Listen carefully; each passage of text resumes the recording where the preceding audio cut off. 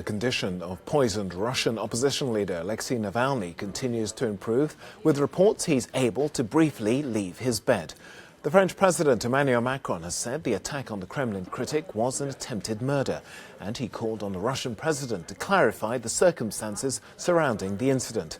Laboratory tests today from France and Sweden have both confirmed Navalny was poisoned with Novichok, a Soviet-era nerve agent. A German military laboratory had already confirmed the substance in samples taken from the leading opposition figure.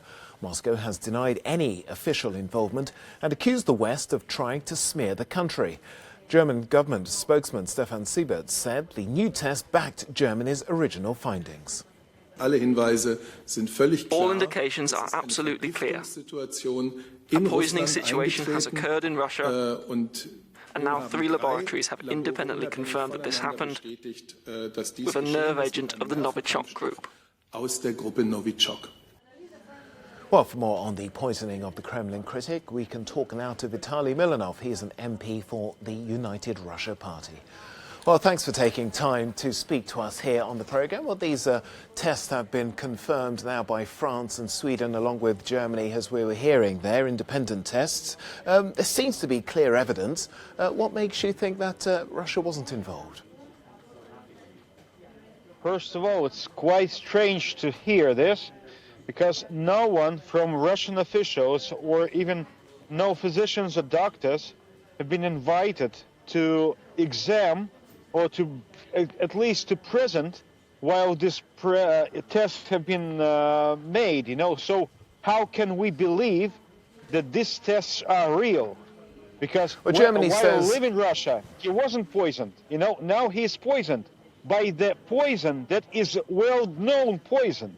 So at least it seems a bit stupid or a bit fake. You can now testify that he's been poisoned by Assad chemical weapons or by Russian Novichok, by Skripal's cat who mystically escaped from MI5, everything that you're not talking about seems to be like a good fairy tale. But Germany says it's shared the evidence with Moscow, and Moscow as well also had that 48 hours before it put him on a flight to Germany. So how do you account for that? We were absolutely sure that Navalny was not poisoned. That's why we let this citizen to travel anywhere abroad to cure himself. And we were not absolutely afraid of any to be accused, in poison of Navalny. Frankly speaking, in case somehow or other someone from Russian, police or firefighters or someone decided to poison Navalny, it would be really stupid to let him go out. So how do you account then how do you account for the conclusions of these 3 independent tests, as well as the Office for the Governance of Prohibition of Chemical Weapons, who are also investigating now? What do you think happened?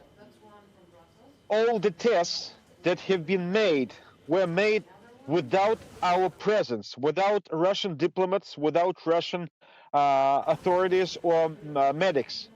And now, of course, even worse, now he can be really poisoned by Novichok, because you can feed him with the hamburger filled with Novichok, and now he is poisoned by Novichok.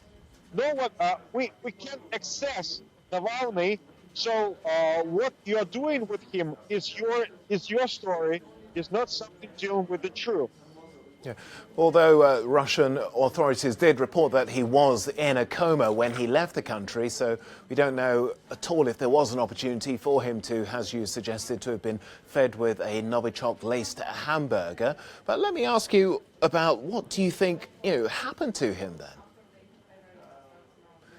Because Russia has been involved in several other high-profile cases where Novichok has been identified. Of course, these cases which have led to sanctions from various countries in the West and the straining of diplomatic ties.